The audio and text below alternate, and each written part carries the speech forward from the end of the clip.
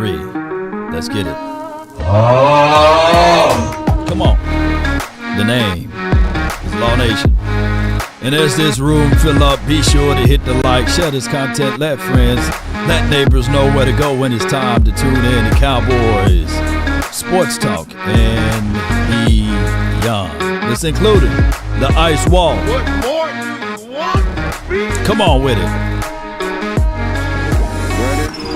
Cowboys upside in preseason obligation. Plus Rams more and more joint practices. Come on, baby. All right.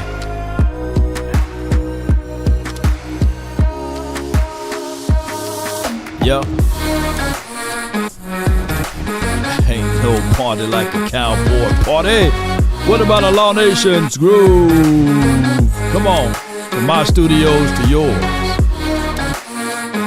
One thing we all adore, something worth dying for. We stuck in this game, searching for fortune and fame.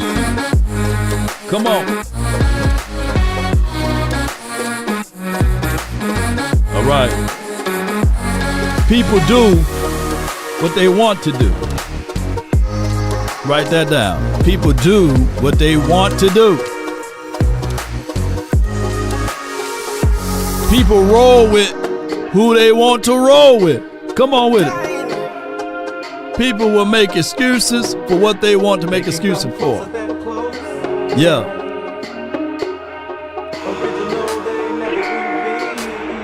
Five, 4, 3, 2, and 1. Come on with it. All right. Appreciate everybody. Put a 1 in the chat if the audio is straight. Come on with it. Come on with it. Give me a 1 in the chat if the audio is straight, baby. All right. Appreciate everybody. Good morning, good afternoon, and good evening. You will see how people have their affiliates, people will have their associations, people will absolutely have their section in the corner. And that's just what it is when you look at this particular team, the Dallas Cowboys. They decide to roll with certain ways, but we all got obligations. At the end of the day, the number one obligation for the Cowboys fans is to be a fan. Now, we can point out a few things that goes pretty much the way we don't want to see it, and we will say, hey, we got to correct these type of things, right? And I get it, right? A lot of times you get the chance to see the clicks, and the clicks be the clicks. But I'm going to tell y'all, the Dallas Cowboys been abused for the clicks. They've been abused for the views. They've been abused for a lot of things, ladies and gentlemen. But I come here to tell y'all that, hey, Brandon Ayuk is finna sign with the Steelers. Jeez. Brandon Ayuk. Well, they got to agree to a certain language within the confines of the contracts, according to the news that's breaking right now. Also, I want to throw in that we got Chuma Edoga out for about 4 to maybe 6 weeks due to a toe injury. You know, he hit his toe on a coffee table or something, so he won't be able to be out there on the field. So put your prayers together for Chuma Edoga. Oh, my God. Cowboys culture, appreciate you so much for the $19.99 super chat. Appreciate you, man. Thank you so much. I really appreciate you for your love and adulation. Coach Marv states, mentally flawed winning organization. Yeah, right. Ooh. Coach, calm down, Coach. Don't beat me up again. If y'all don't like what Coach Marv is saying, You must be out of your goddamn mind. come on with it. Here's the thing. Yeah, mentally flawed. Because here, people do what they want to do. So the Cowboys preseason 1, they said, forget about the guys that's trying to make this team. We're going to make sure that we make the right decisions about picking up Trey Lance. So they forgot about the other guys and made it an isolation point of saying that, hey, this is the guy. I promise you, it'll work out. And what we were saying, and I like what my guy, shout out to the AI. Cowboy Culture, $19.99. What up, Law? Now, I do, let me see if I can pull this up because it's on my mind right quick. Hold on with me, baby. Hold on with it. Hold on with it. Hold on if I can pull it up because Jay Tuck came up with a great analogy. And I want to pull this up before we get into the meat and potatoes of everything. And I really appreciate y'all so much. I appreciate you guys so much. He do a lot of tweeting. Let me see if I can find it. Because he makes a very, very valid point here. And I want to bring it up if I don't have to paraphrase. I may have to paraphrase. Okay, I'm going to have to paraphrase what he said. Because I can't find it. That boy Jay Tuck been tweeting. He's saying that basically the Trey Lance is basically, I'm paraphrasing because I don't have the quote in my head. I'm just paraphrasing for what he said. Basically, Trey Lance is one of those new reconstructed houses that's being built in a new housing community. The previous owner bought the house, they gutted it out, and they lost all their money, so they had to go leave, basically, in so many words. And the Cowboys fooled around and got in and bought that same house, and now they started to rebuild that house. That is Trey Lance. The problem is they didn't go and get the permits. They didn't go and make sure that everything is checked out. Because the problem overall collectively, and I'm not beating up Trey because I think the world of everybody that's on this team, is that we don't have time. This would be a great project if we had time, meaning that if we had years left on the house. People fail to realize every single player played different when it's a contract year. And not everybody is built for those particular moments. Now, with grace and mercy, sometimes things can stay afloat. But the problem is, ladies and gentlemen, that's a lot of unnecessary weight on Trey Lance, meaning that he, for one, got to prove that, hey, I'm a first-round draft pick. For two, he got to prove that, hey, I'm not a mistake. For three, he got to prove to tell people I can throw from the pocket. I can make every throw. And for four, he got to beat out four. And on top of that, people already have the expectations that he is better than four or he's better than Cooper Rush. And it's an unrealism expectation for someone to be thrown into these type of spotlights. Now, maybe, just maybe, if he played for the Seattle Seahawks, if he played for the Arizona Cardinals, maybe, just maybe, or the Vikings or Atlanta Falcons, you can slide under their radar and continue to grow and develop. For example, Law, do you have any truth to this? Yes. Yes. Here's the truth, ladies and gentlemen. The number one truth is that when you look at it from this perspective, the Ravens, didn't they have a backup quarterback to take them all the way to the postseason? And the reason why they lost that game to the Cincinnati team is because of some guy by the name of Sam Herbert forced a turnover, and they was able to run it all the way back. But not a word was uttered that say that, hey, this guy can be the starting quarterback. This guy is given the situation and scenario, he can be the starter. No, we haven't heard of that, right? Because other organization knows how to take and put out the fire. And when you look at everything, you are going up against the grain when you try to fit a narrative in a situation that it don't belong in. Come on with it. Jacob says left tackle Chuma Edoga toe injury is more likely to start the season on IR. Guyton time to shine, Cowboy Nation. Yes, it is. Guyton time to shine. And it's Guyton time to get more than a spoonful of reps against the Raiders, right? So he's going to have to stand tall in that particular situation. 805 Vaughn says, I wanted Trey to be good. Now I'm sad. Just one game. He may be better this game. He may be better this game. Appreciate everybody for tuning in. So with that being said, I want to talk about this before we go into that, right? Just bear with me. Trust me. We here on the better terms because yesterday we had a outage in the area and I couldn't finish my points there. It says breaking. The Cowboys are now valued at $10.32 billion, basically the most valuable sports franchise in the world, first ever to crack 10 billies, right? So here's my thoughts. I said earlier, people do what they want to do. It can be 75 degrees outside and somebody can say, hey, it's too hot for me to be at this game, right? It's too hot at 75, right? It can be a 105. But if somebody really want to be at that game, they'll be there, right? They'll be there cheering, saying, yes, this is my team. This is who I support. People do what they want to do. So the Joneses, they value being valuable, right? They value having their names out there. And by this being what it is, granted, what my guy Coach Marv and B. Bird been saying, we are the lowest team in cash spent.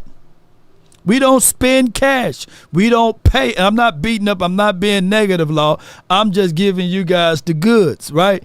We don't pay our coaching staff the highest money, right? So at this point, being the highest valued franchise in the National Football League or in the world, this is just putting lipstick on a pig, right? Like we as fans, it's good to have out there to have knowledge of it, but collectively, ladies and gentlemen, we don't care. We don't care. We trying to say, hey, can we get CD get paid, right? Why do he got to fight against all of these things, right? Why do he got to fight for his contract? And why we can't make concessions to get him out there on the field? Those are the things that we want. We want results. Everyone have a reason, but hey, results are what matter, right? So that's just what it is. But let me stroll down to here. I put this out here. Let me go back a little bit further. Let me go back all the way down here. It says, for my guy KG, shout out to him. He says Cowboys could, that's the operative word, could afford $6.5 million of Matthew Judon's contract, basically, because he is seeking a new deal, right? So they could literally afford that. We got enough money. Even if we fool around and pay CD and pay that, we would still, look, here's the craziest thing how this world works, right? If you extend your players, it goes down against the cap because you can prorate and you can spread that money out like peanut butter. But the problem is that we don't have the sense of what? Urgency. A Judon right now, look, I know he's more than just a name. Ain't that right, Brandy? Brandy says people want to get rid of Dak because of lack of postseason success, but Lance have no regular season or post. Make it make sense. Ooh, baby, baby. Come on, Brandy. Oh, my goodness. She is speaking and spitting nothing but the truth at us. Look, let me just put up there so people can read it. Low key, Trey don't even have preseason success. You know what I'm saying? He don't have the first piece success. Come on, man.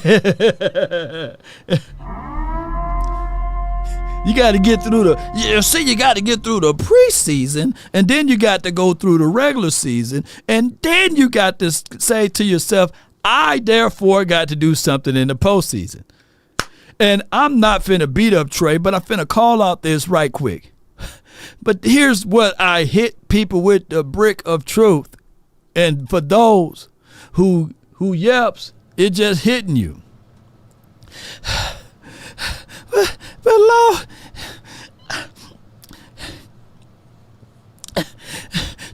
Lance was going, he had paper mache offensive line. He had wide receivers, third and fourth strings.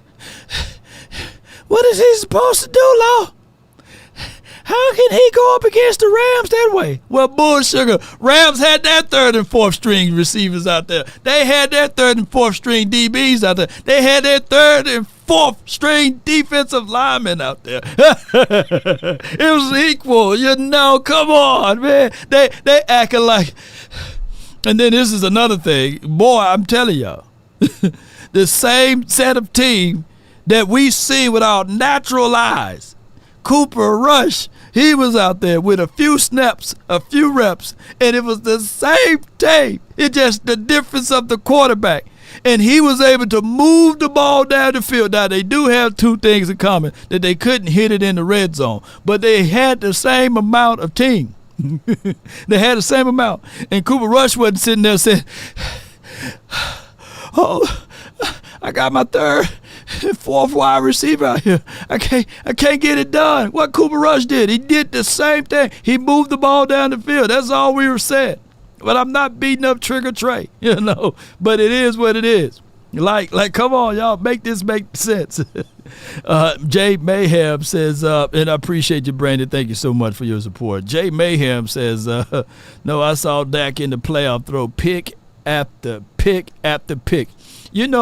To even quantify that, when Dak threw those picks, did he have four? Was he blessed in any of those playoff games that he threw pick after pick for the opposing before our team to force 4 turnovers? And let me know. I'll let you know, Marcus. Let me know. Pull up that game, whereas our defense was stifling, and we got the ball back to Dak 4 times, and he couldn't do nothing with it. Let me know. I want to know. I need to know. I got to know. Come on, Marcus. You're making it too easy for me. Come on, man. Come on. I will tell you this, though. If you think that it's a better situation without him, then just pause right here and find a time machine and go into the future and let me know how it will feel to have this team rolling in with, I guess, Trey Lance for the full season and see if we can get to the postseason and see if all this stuff can work. If he struggled to hit open receivers when you going up against the third and the fourth DBs, what do you think that all of a sudden when he goes up against the ones and twos that he's going to get better? I don't know. I don't know how y'all feeling about that. I'm just trying to figure that out. Yeah. So let's go into this conversational pool about what I'm trying to say and convey to y'all. Cowboys players must fight for their money. It's put up, shut up. And you got to fight for your all right. Come on. That's the Cowboys' way. Now, granted, 4 years, $110 million for DJ Moore. Remember, I was banging on the table when I wanted us to go grab DJ Moore plus CeeDee Lamb. That would have been a good situation for us, but that's a whole conversation for another day. Here's CeeDee Lamb still wanting and fighting for his contract. Here's the thing, though, ladies and gentlemen, boys and girls around the globe, I love y'all. I love y'all. Here's the first thing that someone said in the comment section, though, under this video, under this post right here. Yeah. I hope he didn't get gilded up out of here. So here's my guy, Gifford Hall. Why? So we can lose again in the first round. How many times are we going to throw with this or throw basically money at this? Yeah. And then my guy D says, yeah, because the Bears are so much of a world beater. Here's where the traps of the minds come at with most Cowboy fans. We are the only team that try to leverage what we do in the postseason to quantify on why we should pay a player. I can't make this stuff up. So you are telling me that it's okay, it's cool for DJ Moore to suck in the postseason and still get his bag. It's cool for Lamar Jackson to suck in the postseason and get his bag. But for the Cowboy players, oh my goodness, man, they got to win Super Bowls in order to get paid. And truth be said, there's only 2 quarterbacks in the last 5 or maybe 6 years that got Super Bowls that's active in the National Football League. One being Stafford and the other guy being Pat Mahomes. So if this is the case in a scenario that this should be only Pat Mahomes and Stafford getting paid. Everybody, only those 2 teams, they should get paid. I'm just going to come out and say it. The Cowboy fans that want to get rid of Dak, they have a very low football IQ. Oh, how? Yeah. They,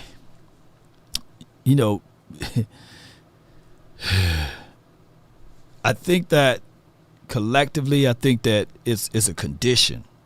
They've been brainwashed by the 3-letter, the 4-letter network.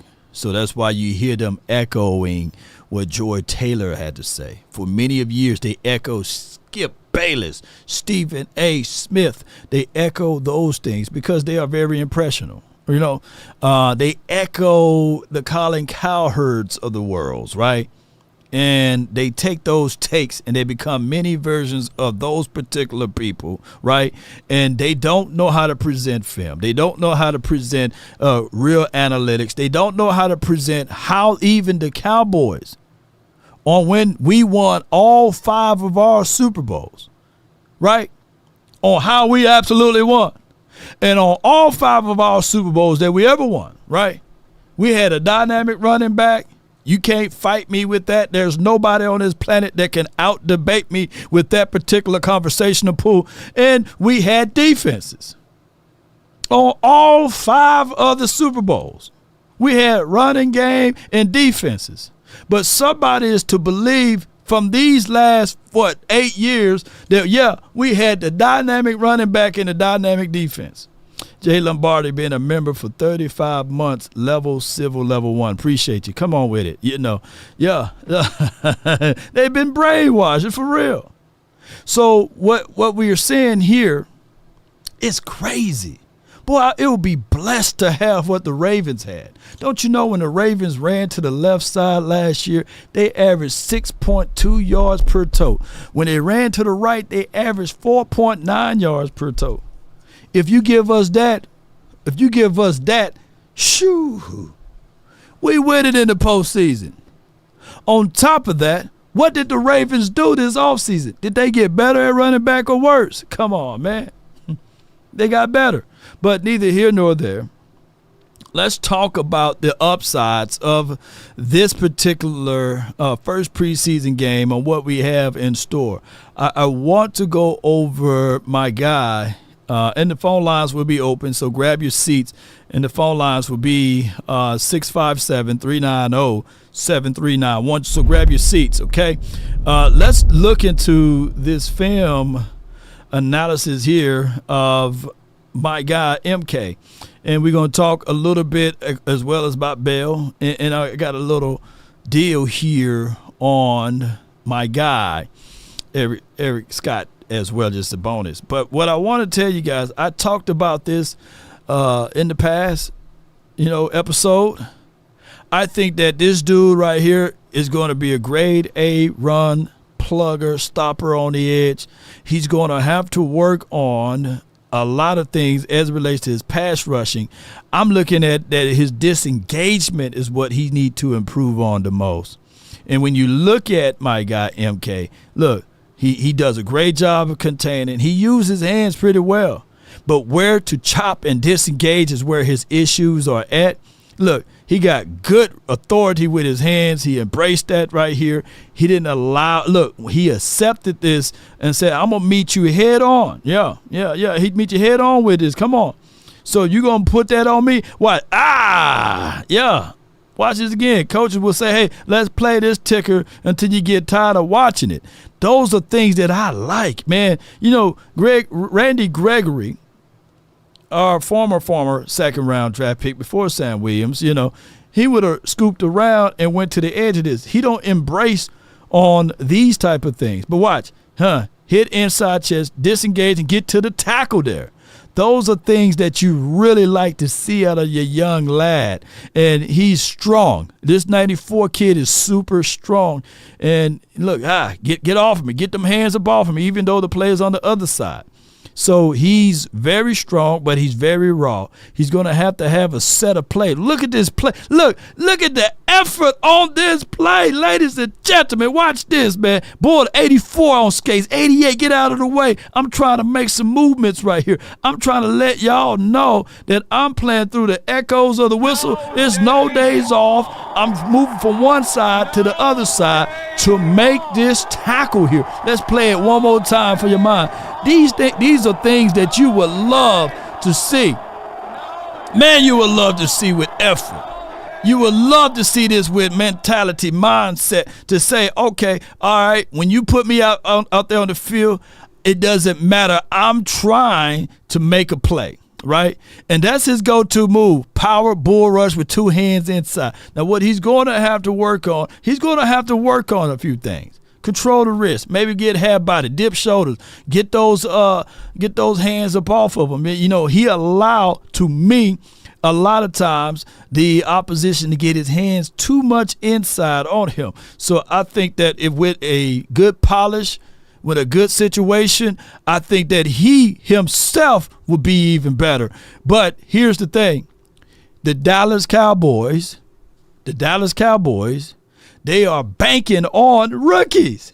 Let me put a pause on this. They are banking on rookies, and this could be a problem for us. Why, Lord? Why? Because the problem is that we want to win now. So that's why I bang on the table for David Njoku. That's why not David Njoku, my bad. Yannick Ngakoue. Pause, charge it to my head, not my heart. Yannick Ngakoue. That's why I bang on the table for Matthew Judon, right? That's why I banged on the table even in the past before Mike McCarthy got here and all of those other boys. It was me. Yeah, it was me. I was banging on the table when Julius Peppers was available. That's how far I go back. I was banging on the table saying, hey, get Peppers on this team. And there was a lot of people, this was way before I started YouTube, by the way, but there was still a lot of people saying, hey, we like our guys. We don't need these type of acquisitions. And when you get to the postseason, it's something about getting one or two players that can make plays for you. And to this day, in 2014, it started with Peppers knocking out that ball on DeMarco Murray, right? It was him that forced that fumble. So what I'm saying is, instead of getting these guys, because the expectation still would be, Cowboys, you going to go to win the Super Bowl. You must win the Super Bowl. The expectations never shift. It never change. It will always be Super Bowl or bust. What I'm trying to do is lay it up so it can be easier when we get to the postseason. So when people get in those moments and they get in that mode, they don't be folding up. Come on with it. 1758 game says $9.99. Appreciate you. No NFL fan base criticizes their own quarterback like the Dallas Cowboy fan base, which is really sad considering that they have top 10 in 5 quarterbacks or top 10 or 5 quarterbacks. Yeah, shaking my head. Yeah.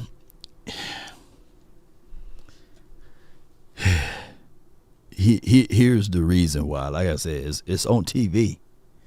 It's in 4K every day. Yeah, it's in 4K. There are fed up fans. There are angry fans, mob, and they get mad at the wrong person. We don't run nothing back. I have people to write tons and tons of paragraphs on why the Pat Mahomes is able to win. I'm quite sure you could pick Pat Mahomes up and put him on this team, and we will still lose. Matter of fact, people are so clouded with their mindset. Pat Mahomes lost to Green Bay Packers last season, right? If we had Pat Mahomes here, I believe in Earth 13, Dak Prescott somehow is on the Chiefs, and he got 3 rings, and Pat Mahomes is here, and people are complaining, right? On Earth 13 talking about, damn, man, if we had Dak Prescott, man, we would have had these rings by now. I'm quite sure. Go to Earth 13. Watch, I promise y'all. Because people forget and they fail to realize Snead shut down the number 1 wide receivers on the opposing team through the playoffs. Christopher Jones, hey, man, he was clogging up A-gap and B-gap. Chiefs did their defense, right? 5 INTs and still couldn't capitalize on 3rd and 4th stringers. Yeah, this is from Posey. yeah, because anywhere else, let me see, Pat Mahomes, let me see PFF, and we're going to go to Pat Mahomes. I can't spell Mahomes. Come on, pull up Pat Mahomes. Here we go. Oh, the A, I put a O, my bad. All right, he had 4,183 yards, 27 touchdowns, which is considered a down year for him, and 14 INTs. 14 INTs. Boy, y'all on Earth 13 right now, give me Dak, man. This dude throw too many INTs. He got 14 of them, y'all. But it is what it is. And I'm not saying that Dak Prescott is Pat Mahomes, right? I'm not saying that. Sure not saying that.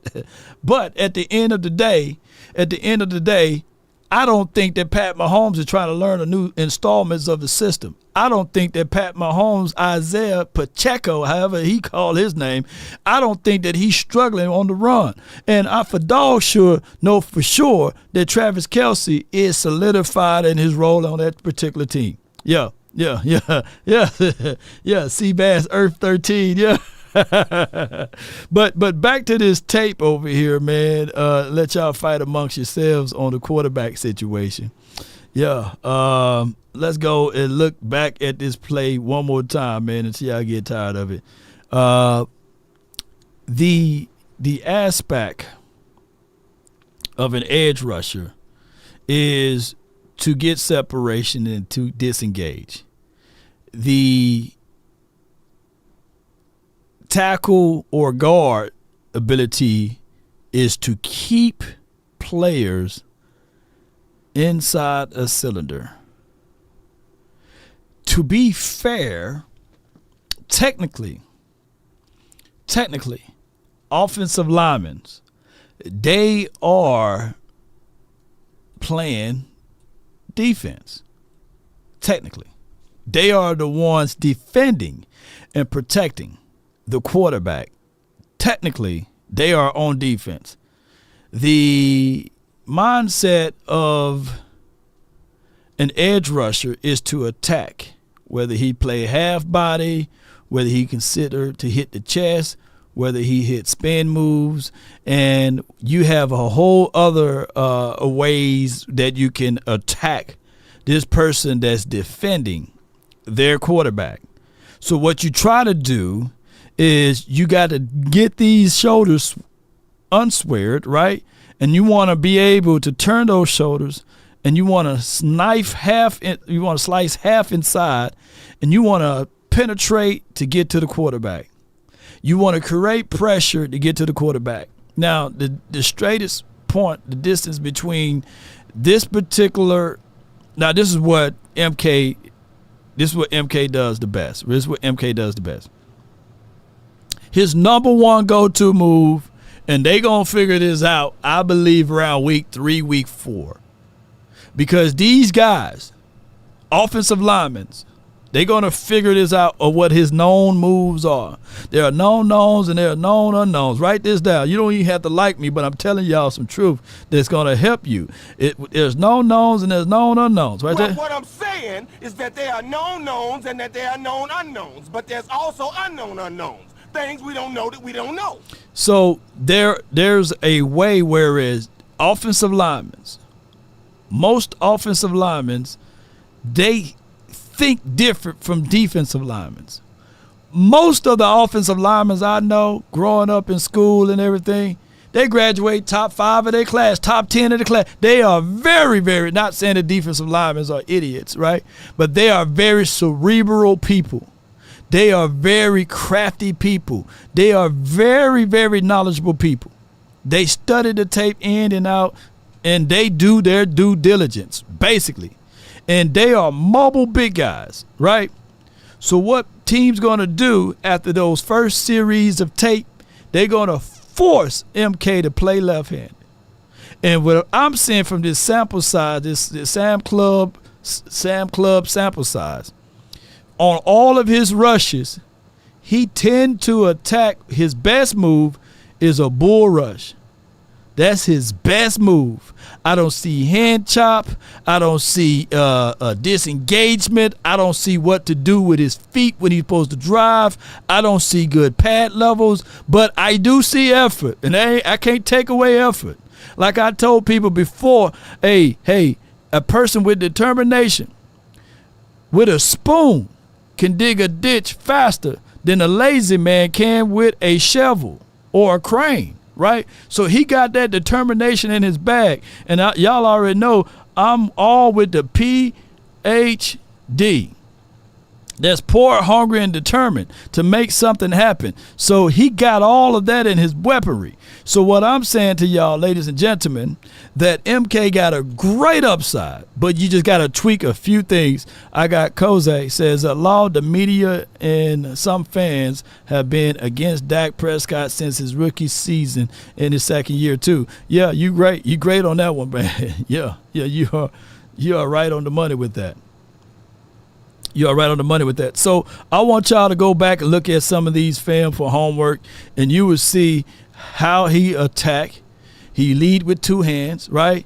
And he used the bull rush, and he got speed to power. He got that. He's a turn and burn guy. He is a guy that don't mind fighting through something to get something, right? And that is a good thing. It's good while we on the good foot. But he's going to have to learn a few other things. Now, Here's my truths with it. Don't throw all of the weapons at him, right? Right? For this week, hey, finesse your bull rush. But for next week, I want to see some rips. I want to see some hand. I want to see some wrist control. And if that's too much for you to handle, hey, I want to see you line up and do half body. You know, I want to see you get upfield. It's time for you to do these type of things. And then when you compile all of your wisdom and all your understanding to the game, maybe around week 8, week 9, you perfected the spin move. But for right now, this kid is stronger than an ox right here. Ooh, yeah. AG said we want some sacks. Yeah, but it is what it is. I don't think that you're going to get double digits from him, but you get some efforts from him. And it is possible. It is possible for him to grow and develop and get things and get tools in his belt. I'm old enough to remember Calais Campbell started off similar to him with only a few bull rush moves, and he was able to get things going. But here he is off the edge here, and he's able to push things and, you know, try to use his hands. And those are things that we have to look at. Now, this is a pick from my guy Marquise Bell. To talk about Bell and his light, Bell comes up with these type of things. Look, let me just say this right quick. Let me pause it right here. When we look at Zim's defense, we understand that his mindset is not absolutely. This is why this could benefit us to a degree. He's not looking for bend your shoulders, dip, get upfield, get a sack. He's looking for a complete player. Right before I go into this Bell conversation, he's looking for complete players. He's looking for get your up there, contain the damn ball. This is why we do it. Yeah. Hey, too many missed tackles. Let's go. Yeah. We're too damn soft. I just hate mistakes. Yeah. I hate mistakes. Yeah. He's looking for guys that can contain and set the edge. And damn it, the best edge setters that we have is D-Law right now. I've seen some plays when you go back and look at the game again. You see Phil Hoko. He's setting the edge pretty good, right, when he's out there. You know, when you watch it one time, you say, okay. You watch it 2 times, you say, okay, all right, I get the nose. Then on your 3rd time, you're looking at things, the game slows down. And they got these feature called All 22. Put that thing in slow-mo and just watch it. And you will see the processes of the players and how they are doing more containment and not just flip hips and shoot up field and try to be glory, right? We're seeing that, right? And we also, when you slow it down, you do see ass whoop up front against our guys, especially in the trenches. That's just how it goes. Pardon me on my video when I looked at Huggins and I got him mixed up and confused with Mozzie. But when you look back at it, you know, he was just getting thrown out. 305 is not big enough, right? Especially against two bodies or what have you. But you also have to quantify that whenever y'all, ladies and gentlemen, are seeing two guys on one, and he's a defensive tackle, for those football purist people, that's good stuff, man. Why? Because there can't be two on Parsons. To a degree, there can't be two on Law, right? There's 4 down linemen and there's 5 down offensive linemen, right? You can't double team everybody. So now when I'm looking at it from a seasonal vet eyes, right? Eric Kendricks hit that right hole. Hey, my guys, that's even this when Eric Kendricks is there, he would slide protection the right way, or he would slide players in the right holes, in the right fit. Hooker, who's a lot of people who's a little bit out on Hooker, he will be able to get the alignments and assignments together, right? Because people know that old broom know how to get those corners. You know what I'm saying? That new broom can sweep the floor good, but that old broom can get those corners. So I just want to bring that home to you all, right? And one thing we can say, put our bags of money on the table with, is that MK, he's a real good run stopper, even at a rookie, right? So, all right, let's get back to this film. And now I want you guys to think about this, right? When you see my guy with the pick right here, Marquise Bell, you see, and it's straight to him, right? But those cloud looks is what you're going to see. We, this season, may be able to still fabricate pressure with just 4. You know, and we may be able to fool the opposition with these linebackers. You don't know whether he's going to shoot through this gap, shoot through that gap, or they're going to drop to the flats here, you know. And he's thinking, oh, their first pivot stance right here, middle field open. Okay, all right. But you got to squeeze that ball in there, right? Because at the end of the day, this is what this defense is designed to do. I'm not finna give you the same look twice. You may think you're seeing the same, but it's not going to be that. And, of course, you see a bunch of gang of bodies here. That's cool. You know, that's what they're going to try to do. They're going to try to double team your best guy on that line. But at the end of the day, if you waiting around, Charlie, you ain't doing anything. If you waiting around like this guy, you're not blocking nobody, you're not touching nobody. I think the defense win on that one. I give the checks up to the defense to this one, ladies and gentlemen. That's all I'm saying with this. So, and when you play it, look at that. He tried to fit the ball. He tried to fit that ball. I'm quite sure he had the underneath. This guy right here, his pre-snap read was, he's going to come down and feel, right? That's his pre-snap read. And I'm not saying that Bennett or whoever the guy named the quarterback is one of those all-stars, right? But what he's trying to do, he tried to fit that ball underneath it. He said, oh, snap, he's coming. And throw it high and away, and there's your pick. Oh, my God. That's coverage. That's the ability that Zim, I believe, brings to the table. And it's picked off. It's picked off because 55 scared the bejesus out of him, right? So those are things. And then this is last year's tape of Marquise Bell. We know that he can come down and fit.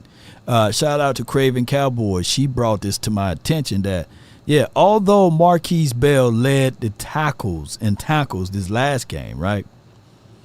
She said he was doing it last year. And we know that this kid, he can, when he hits you, the ball just flies out of you, right?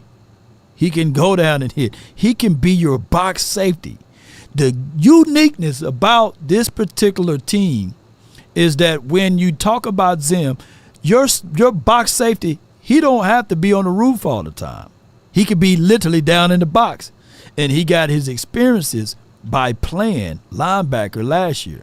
You see, sometimes your blessing can be in disguise. Sometimes your pitfalls, it can be a blessing, right? And there's a blessing in every lesson, right? So by him having these type of mindset, look how he came down the field. Pow! That was a good field right there. Hold on, let's go back to that one. Yeah, that's what I want him to do. Now, here's what I'm trying to tell y'all. This is good at sample size. This is good at sample size of him coming down the field. And I know people are looking at this saying, hey, Law, these are highlights. What about his lowlights? What about when he tried to evade and get away from a feeling? What about those times? Granted, there's not a safety on this planet that said, hey, put me at linebacker and I will always come down and fit and feel. No. Because size do matter. He's 205, 210-ish, right? Size matter. And you can't continue all day going up against 280, 300-pound pulling guards and tackles and tight ends and things like that. You can't do that all day.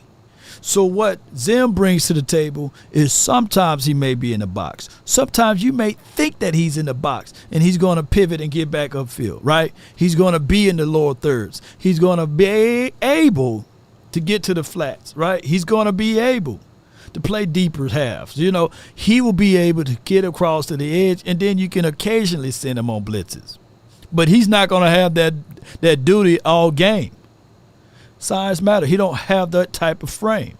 So that's why you can get the most out of him. And if you are a safety on this team, like the Hookers of the world, like my guy Donovan Wilson, don't get hurt. And I'm not saying that I want these boys to get hurt. Don't get hurt. Because you got Woods, not Xavier, but Julius. You got Marquise Bell. You got Wanye in them. That's our deepest spot. You even got E. Johnson, you know. So how do you say that man's first name? Number 39. Who shined more than Woods. He shined more than Woods. During the offseason, during training camp. But what matters the most is when the lights came on, Julius Woods shined. You see how this goes now? The obligation of this team is to put the best players out there. And that's what you're seeing out of this kid. That's what you're seeing out of this situation and scenario. Even when we break down this particular film of Marquise Bell, willingness to tackle when necessary, right? When you come down and field, find a hole, get hole, bam. It's just that he can't do this all game, though, right? This was a situation that it was supposed to be short term, and they made it permanently, you know. So I love this one. He comes in. I think that was Royce Freeman that he popped right there. One of those guys. He went down there and make him pay. So you getting this. He done went and pledged linebackers all last year. Now he crossed. Now he's going to be a safety with linebacker mindset and mentality. And being able to fit in these particular moments is going to work out well for the LBU / safety guy now that's going to primarily play safety now. You know, so I do like that aspect of his game and his mindset and mentality to be there and get blessed with these type of moments. That's right here. That's not him. That's Eric Scott. Just wanted to show you guys that even Eric Scott in this particular system and situation, that you got to cover every blade of grass, because these DBs, they all have good instincts. Watch how he pivots. He stop his feet. He's reading. Like, man to man. He stop feet. I'm gonna read. If he gonna stop, I'm gonna stop. You know, he had every bit of an opportunity. Let me put it right here. He had every bit of an opportunity to squeeze down on this, but no, he's reading. He went and pivot and read the eyes of the quarterback. And even though they tell you not to do that, but he got good ball instincts. And let me get this. He set right down on there, and he's able to get this INT. I need for these guys to be better on running it back and taking it to the crib. You know what I'm saying? Yeah, I heard that Eric Scott supposed to be a 4-3 guy. I need for him to take it back and put money on the board. Bland would have figured out a way, to take that thing back to the house. Right? That's right, yo. Shout out to him, though. And shout out to everybody that's tuning in to these type of videos. The first call I have here is from the 206. You're in the mix. MJ, you're live on the Nation, brought to you by Prize Picks. You in the mix. Talk to me, man. What up, Law? How you doing? Doing great, man. Can't complain. Talk to me. Man, I thought you was going to show my boy, man. You said you was going to watch the tape on Rodgers, brother. Yeah, I did. What did you see on Rodgers then? What did you see, bro? What I like about Rodgers, he wasn't getting moved. There was only one play when they got up the middle, but the other guy wasn't in his spot. That's why Zimmer say, stay in your zone. Stay in your lane. Yeah. Yeah, stay in your lane. You know why? You know why that? You know why of that? Who those lanes? Who those lanes belongs to? For the linebacker. Yeah. So this system is still a situation whereas these boys, it's preseason 1 too, by the way, not 4, not 5. Yeah. I tell you, I already told everybody they're gonna have a top 5 defense. The back end is good. The linebackers are good. Right. Just like you said, I don't mind if they go get number 91 and another D tackle, and then that'll do it. They'll be cold blood. I hope they get the Minnesota guy. And my hope is when you say 91, like who do you mean? From Indiana. Who guy you talking about? Oh, Yannick Ngagwe. Yeah. How you say that? Yeah. Get him. We will complete the team with him, and then you go get the big D tackle that used to play for Zimmer. To go with Rod. Linval Joseph. You talking about him. We'll be set. It'll be hard to score this defense. This defense is like now, and that's why Shanahan was begging. And the Rams coach say, Zimmer, can you show a few plays? So because he know how to play that. I'm gonna tell you all the Cowboy fans, the West Coast offense days is over with, because you don't know where they coming from now. And your boy. Yeah, and our linebackers gonna be eating our safety. We're gonna have a lot of interceptions. That's what let me go over this right quick while you said that before you say another word. Matthew Judon, when healthy, he had 17 sacks, 26 solos, 2 forced fumbles, and 69 pressures. Let me see how old he is. He is 31, so he's a little longer in the tooth. But I would bring him in for, like you say, a cup of coffee for 6.9. Yeah, for 6.9 million. Yeah. I think that he can help you out because he's really good on stopping the run too. But that's only when healthy. So you can get that on this team, and you don't have to really rush MK for those spots. On top of that, like I said with your boy Rodgers. I like Rodgers, but I don't want to be like it's fool around October and November, and we sitting back there saying, damn, could we gotten better with that spot with a veteran guy, bringing him on? Because the offseason is the season is long. I know. That's why you need that veteran, but he's the one to back up the vet. And, bro, the guy, we stole one. The NFL messed up again because the dudes that went in front of him is not better than him. You got to remember, Law. It's like if you play in the SEC for 2 or 3 years and can't nobody move you, you already playing pro football. This ain't playing at Michigan and all that foolish stuff. You see what I'm saying? Oh, you're talking about that. Yeah, that's the guy I was wondering about last year. I was like, man, in my mind, before for last year, I was like, where's that number 52? And I said, I was looking for the Memphis guy because when he was playing for Memphis 2 years ago, I said, man, that big dude that played with Bohanna, he was better than Bohanna. I was looking for him. I said, did he get picked up? And Vosh said, yeah, Rogers. I looked. Oh, he played for Auburn. That was the guy I was looking for. Guy. We got a steal there, y'all.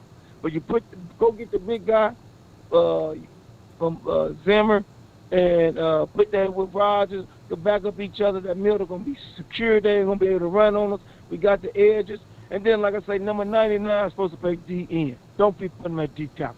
It's like you say, Law. Stop playing around. No disrespect to 71, to the left tackle. He hurt his toe or whatever. Oh, yeah. It was meant for him to hurt his toe because just like Nate said, he said 76 going to end up being with another team playing 10 years. He could be our swing tackle just like you say, Law. We got it. 60 going to be a beast. So I ain't worried about Dak Prescott. So we just got to do what we supposed to do, and we got a chance to whoop some butt. And now we playing the 49ers going to be confused with this defense. This defense, man, Zimmer, thank God for Zimmer, man. I'm telling you. Hey, Big Game James was complaining, oh, Zimmer too old. I said, man, you better get out of that foolishness, Big Game James. I'll let him know tonight if he jumps on. I'll tell Big Game James that MJ said, you better get off of Zim. I would like to bring that up to his attention, bro. Yeah, tell the fellas, hey, y'all got to kill that show, and I want y'all to look at tape for Rod. When you don't get on that show and forget. Look at tape for who? Throw the tape on Rogers. Please. Oh, Rogers, okay. Yeah. All right. Please don't forget Rogers. All right. I will. Well, my series now is going to be as soon as this video over with, we do the MK and Bell, but then I'll pivot back and look at the trench warfare. I would call it trench warfare. That's something I'm worried about, Law. We worried about the trench. We ain't worried about our back end, Law. The back end is good. The back end is good. We've been getting our butt beat in the middle. That's all I've been watching all the games. I'm not looking at nothing else. I ain't worried about the DNs. Right. I'm looking at that trench warfare in the middle. How many times you watched this game? How many times you watched it? How many times you watched the tape, MJ? Man, I've been watching the tape all day. All day. 96. I've been watching both of them boys. Because he got Fihoko in the middle. No, Fihoko, he might get cut if he don't play D-end because he keeps trying to play D-tackle. That's not him. He's not a D-tackle. If Fihoko, to what we were able to see, he did a great job on containment. So he's not – look, he's not a pass rushy guy, right? He's a bull rush guy. He got the same set. He's a poor man version of what MK does, so on the edge there. MK got to use his hand. If MK trained with his hands, he could get a lot of sacks because he's strong. That boy's strong, man. Just like you said, Law, if he start practicing with his hands and psych them, knock them hands down, he could go around that end so fast, sack. And it's also when you get there, it's also a set of mindset that you're going to do against that opposition too. So I don't think he have a plan. I don't think he have a plan. What's your plan? Inside chest. I'm just trying to move him up out of the way. Maybe I do the dip down the way, but that's his plan. So we hope that he get better. I see Vosh said, don't get Marv in trouble like you got with Boss Cop. No, I said good ball. I said that's my little bro. I just remember when he was saying, Zimmer too old. Now tell Big Game James, Zimmer gonna have him smiling because, like he said, he's not drinking the Kool-Aid. No, he ain't drinking the Kool-Aid. Tell him, boys, I'm drinking the Kool-Aid. But my number one goal is I'm gonna get him to at least sip it. I appreciate you for calling in, MJ. You have a good one from the 206, all right, man. How about them Cowboys? Let's go. About them, man. Next we have the 301, and then we have Coach Marv, man. For the 301, you're live on the Nation, brought to you by Prize Picks. You in the mix? Talk to me. That must be me. I'm Sharif. You Sharif? What's going on? All right, man. Talk to me, man. Yeah, pronounce Sharif. Yeah. No, I just wanted to get your thoughts on.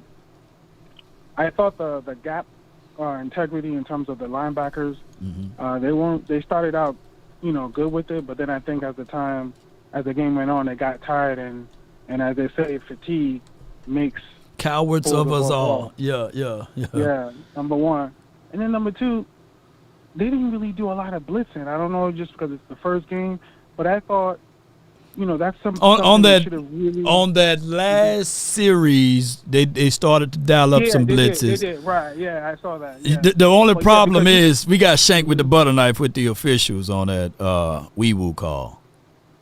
Yeah. Okay. I really just felt like they should have harkened on that because, we've had games in regular season where they don't get sacks. You know what I'm saying? True. So I think scheme is important to work on that. You know what I mean? Because like Zim, I've always liked Zimmer from back in the days when we won championships. So, but he might not be somebody that's stuck on sacks mostly. He might just be somebody where he just make sure teams don't score, which is also works too. But yeah, I just felt like they should have really harkened more and trying to do some blitz screens. You know, because they barely got a sack. You know what I'm saying? I think they only got one towards the end. Towards the end. And then also that gap integrity thing. I think that they, like you said, it's only one game. So, but yeah, they need to really, because that's how we're going to get that running game under control. You know what I mean? Right. And speaking of running game, we got some breaking news. Todd Archer, according to Mike McCarthy, stated that Cooper Beebe will work with the first team as center. Oh, okay. He has earned his opportunity. Right? Yeah, Cooper Beebe. So it's working just like I said it would happen. Like there's only so many things that you can do from Brock Hoffman, right? It's like so many things. Like he can only lay on somebody that's already on the ground so many times, right? But I've seen in this game Brock Hoffman literally get washed out of the way. But then I've seen Cooper Beebe throw a guy on the ground and then lay it all over him, So this is what we're saying, bro. So I really appreciate BB moving forward. You know what I'm saying? And maybe we can see more pop out of the run game. He has a sense of low gravity. I think he has more of a lower body weight, so he's not usually. Because I saw their little one-on-one drills, right? And he really held up. You know what I mean? So maybe the other dude, I think maybe he's more top-heavy because But I thought he's been aggressive too because I've watched him since last year. But I saw something in BB. He's very well in terms of heaviness towards the bottom. So He can hold, you know what I mean? He doesn't. So that's good. But that's all. I was just basically calling in to get your insight on that gap integrity thing because that's very important. Because running is our weakness, man. Yeah, it is. So, if we can get back to A gap and B gap runs, man, that will be very much beneficial to us. I think that when he was in the game, Rico, he averaged 4.5 yards, 4.7 yards per toe. Close to 5. No, I'm talking about on the defensive side. Oh, you talking about defense side, the gap integrity? Yeah. Well, hell yeah, that's gonna be another thing that we're gonna have to also maintain too, because that's where your linebackers get a chance to squeeze and get in there, and then also do that smash, that guy, the smash concept. Or Lithau, I don't know the dude. He seems like he's real smart. Leofau? I don't know how to pronounce it, but I feel like with him, and then number 13, Overshown. Yeah, he's like a missile, right? Right. But again, that gap integrity and knowing your lanes, because that's where we really, I'm telling you, that's the key thing on defense. We can get all the interceptions we want. Right. At the end of the day, if a team knows that, all we got to do is run and we're good, that's it. That's how they're killing us. Yeah. So, that was really what I wanted to call and kind of get your insight on that gap integrity. I'm talking about on the defensive side. Yeah. Running game, I think, and to be honest with you, on the other side, the running game, offensive wise, we were kind of lacking there too. So I don't know. I guess this Cooper Beebe guy, because when you have to run block, it's a lot easier than pass block. Yeah, it's whole. Because you're attacking. You're attacking as a run block. So but again, we'll see how that works. But that was all. Hey man, good call from you, man. It's Sharif, man. Good call from him, Cowboy. Good call from from the 301. Good call from him. All right, let's move on. And I think that they're about to start the joint practice in a few. So you will see some highlights and clips of that And we'll try to touch upon that. But before we go into those type of things, just want to re-echo the information, what was exhibited by Todd Archer, or what Mike McCarthy said. Basically, Mike McCarthy said that Cooper Beebe would get some work with the first-team offense at center this week. He earned his opportunity, Mike McCarthy said. So here's another thing that I want to talk about before we let Coach Marv on. This team, you may have a reason why you don't want a certain guy to start as a rookie, because you don't want to be the coach to get your quarterback creamed out there, right? We've seen this before with the, I believe, Joe Philbin. He really didn't like Tyler Smith starting, right, because he didn't want him to get jacked up, those type of things. But it ended up, Tyler Smith said, shoot, I'm a first-round draft pick. You got to put me out there. And he was blessed to get out there. So hopefully this will be the same thing. Let's go. Shout out to you all, everybody that's tuning in. I have from the 803, Coach Marv. You're live on the Nation, brought to you by Prize Picks. You in the mix. Talk to us, Coach. What's going on, Law? I'm a little calmer today, but let's talk football right quick. I'm going to give you a couple of nuggets here. One, you just spoke about Cooper Beebe and Brock Hoffman. Mm-hmm. The best case scenario that the Cowboys would went into, and it should be for fans, right, was that Brock Hoffman really got better and became a very good center. Because then, when Jack Martin leaves, you have your backup. You got your replacement. For BB to that would have been the best case scenario. Okay. That would have been the best case. Now, not saying that they wanted to see if that could work. Right. Now, if that would have worked, they could have said, okay, we got a guy that could play center guard and BB, but now we already know that this is Zach, because if Zach was going to play some more, he would ask for an extension last year. That's why he didn't ask for an extension. This is it. So they would say, okay, we got that now. That doesn't work. We go back to BB and center. Right. That's fine. That's but fine. We really wanted to try to work that out, because that would have been the best case scenario. Because if he would have played well, he could have been playing well, and then you're really set for the future when your Hall of Famer leaves. Right. So, but now they got to try to go another route. But they said, okay, we're going to try that route first, because Bass did not have a real good game. Right. My film breakdown, he didn't have a real good game. And I'm not saying that he's bad, but Sunday was not his best effort. Right. At all. So that's where you wanted to be with that. So, but let's move on from that. The next football thing we want to talk about, you talk about Marshall, and know we was talking about pass rushes. Right. Mm-hmm. Well, let me give you a little pushback. I'm gonna tell you what we're really seeing. Mm-hmm. We're starting to see defensive ends, not pass rushers. Okay. There's a difference for a guy to say, oh, he's a defensive end, and he goes and he wants to play half body, he wants to play with the hands. All those are going up the field trying to get to the quarterback. All those put you out of place, and all those kills what the caller just called before I said. But for me, run lane integrity, quarterback contained integrity. Mm-hmm. You're going to start seeing these guys play defensive end first, then rush the passer next. I heard what you said with no blitzing. If you look at the first couple of series in that game, in the first 3 or 4 series, we did blitz the linebackers. They just picked them up. They picked them up, but you're going to see where Michael Parsons is going to be more blitzing from linebacker. Right. He's going to blitz from the edge, because when he plays edge, Zimmer's going to want him to play defensive end, not pass rusher. And Coach, and let me add this to it. Parsons will not be married to one side. You know how when Quinn just had him on the right, if he's going to be on the right, he's going to be on the right. Mm-hmm. Or in that Green Bay's game, he stayed on the left the whole entire time.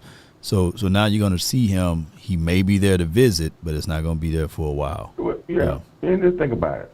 I mean, and this is not no shooter D-Law at all. Now, No. Sure you want to say. But how many times we seen D-Law get up the field and the quarterback, and he tried to get the quarterback got out of the way, but he made an inside charge or outside charge when he went and got by a guy. Those are what we call just flat out going to the quarterback. But when the quarterback gets out the side door, when he gets out the side door, he compromises the defense. He gets outside the side door, everything falls apart. What Zimmer wants to do is keep that quarterback in the pocket. The next thing when you need to look at when you're watching this film, and when you're breaking down film, when you say, okay, we're not getting no pass rush, watch every pass play and see how fast the ball gets out. If it's a shotgun and it seems like it's almost like a 3-step drop, quick throw, you say, okay, we pass rush is not going to be null and void. Very few times that the Rams went back when they was in a situation where they had to drop back and they really had to sit back in a drop back passing type of scenario, because every time they really dropped back with a drop back pass scenario, he threw interceptions. So got to watch that when we talk about, and this is why we're going to start playing more contained on the quarterback and pressuring him up the middle with these blitzing linebackers, so we got guys that can go get the football. So in Zim's scheme here, we more gonna get pressure from the inside, from maybe linebackers. From the outside, but their first job is stop the run to make sure. Yeah, they're gonna play. So when you got a play action game, when we get in this obvious pass situation, you gonna see these guys do that half man, half get up the field, but you're gonna see them play run first and keep integrity first, because they want to keep this guy in the pocket. Too many times last year, we let guys get out the pocket. And what you heard, if you look at our run or stats for our quarterback for the last 2 years, it killed us. If you look at our run game, I keep trying to tell people, when you look at our run game, and you can ask Barnes this. Barnes said this back a couple of months ago. JVersic $20. Law, you're the GOAT. Keep grinding and shining. Hashtag DC4L. Because their defensive ends, and as you guys just said about the integrity, getting up the field, making that linebacker not play one gap but have to play two, because you're not in place to be able to squeeze those holes down and bring stuff back to your linebacker. If you watch the Buffalo Bill game, watch the whole game, and I can say, I'm going to back this up. I think they may have got very few yards right up the gut. I mean, they may have got maybe 10, 15 yards. Most of them was off C-gap, around the edge, inside out, our defensive ends, because we were not squeezing down, and our defensive ends didn't make tackles. This past game, in the first series, we watched our linebackers. Our linebackers did not go backwards. I'm going to tell you when we talk about the size of linebackers. Right? Yeah. Clark, right, is smaller this year than he was last year. Clark, Damone Clark? Yeah. Yeah. Why is he smaller? It tells you don't have to be big, but he is attacking. He's getting up underneath blocks, and they're playing linebacker technique. If you watch this first game and you watch all the last year, the technique in the linebackers playing downhill, reacting, and getting. There was two things that we saw in this past game that we didn't see all year long. One, we seen a linebacker make a tackle for right. Yeah, that too.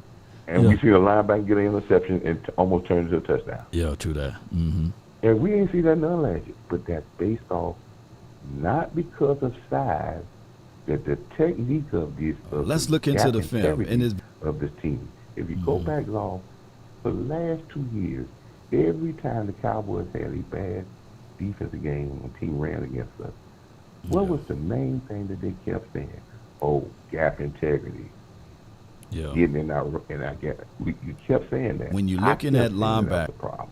Yeah. But that was a problem because you were too, what we call, undisciplined on defense. Yeah. What we started to see the other day was a good discipline, start of a good discipline type of defense.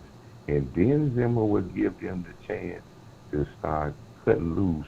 But first he got to trust that you're going to do what you're supposed to do discipline-wise before I give you that okay to say take a chance here and there. But right now, do it like I say do it. Hell yeah. Coach Marv, man, you on fire with it. And even though I'm showing like what you're saying too, like with the fits and the linebackers coming down, squeezing. And look how Clark looks. Yeah. You got your steak dinner because he played. You didn't even see Clark play like that all last year. And now he's starting to look like the LSU Clark. Mm-hmm. Yeah, I'm gonna tell Koye. Look at that one game. Yeah, I'm gonna tell Koye that tomahawk steak in Perry's is $135. So I'm gonna be eating good. He might as well go ahead and give me. He might as well give me that money now. Guy. Yeah. And you know something? Bill, listen, man. If Bill would have had the teaching that these guys got now, even though he would have been small, with his aggressiveness and football toughness, if you would have put him on the weak side, he would have killed because he would have known how to attack and get up underneath block. Yeah. But so many times last year we've seen him just standing and just getting shields and just washed up because they didn't know how to play linebacker. Man, nobody was taught that. Nobody was taught the right way. Yeah, because, I mean, think about it. A linebacker itself, the 49ers, they're two linebackers that everybody like. Drake Greenlaw, he's nothing more than 230, 228-ish. And what's the other kid now? Fred Warner.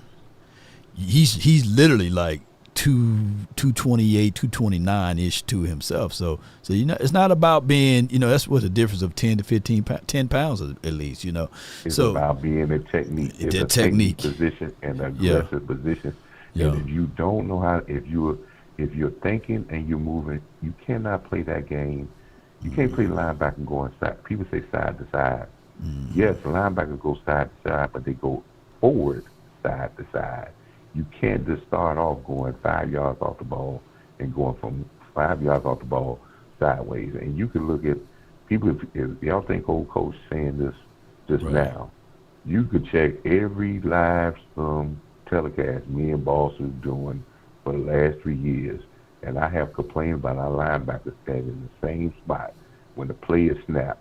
And when the play is in, they still at the same depth. Correct. For 3 years.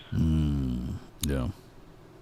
Coach Marv, man, you're the real one, man. I appreciate you so much, man, for calling in. And the depths, before I let you go, can you just tell people the depths is when the linebackers are so far back that by the time it doesn't really matter that LVE led the team in tackles because, hell, that's 8-10 yards down the field. Break that down for them one time for the people that don't understand that. When you're a depth at 5 yards, and most times people activate where the linebacker is going to get the defense tackle is going to get swallowed. Defense kind of get pushed over top of the linebacker. No, he doesn't.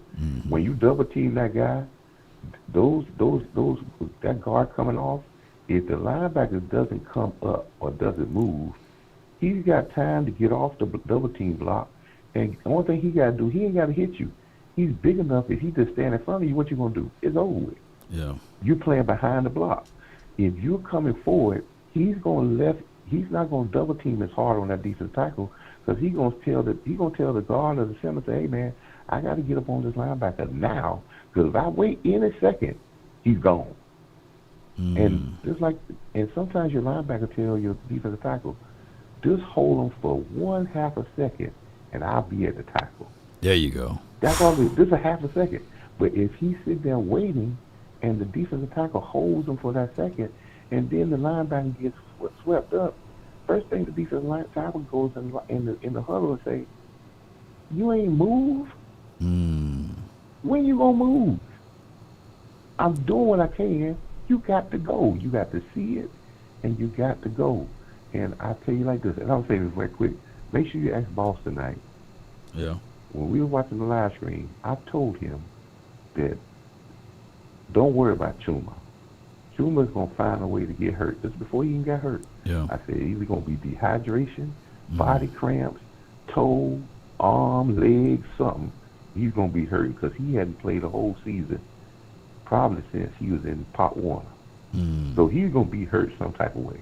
And as soon as I got that out of my mouth, look what happened. Man, Right on it, man. Hey, y'all, that's Coach Marv, man. Appreciate you for calling in. Put your hands together for Coach Marv, man. Yeah, that's Coach Marv, y'all. He didn't beat me up this time, and I appreciate it, but he was really on one, man. This first preseason game, he brought it to the table like basically, what he's doing basically giving Mike McCarthy a little breather here, because he was basically saying that Mike McCarthy was doing Mike McCarthy things. You're supposed to run that ball inside. You're supposed to try to work on those things that you were not good at. And we were not good at the red zone last year for the first 5 or 7 games. And then this past red zone, we was 0-3 in the first preseason game. We haven't scored a touchdown yet. I want to know what these boys do when they score a touchdown. What kind of dance move they got.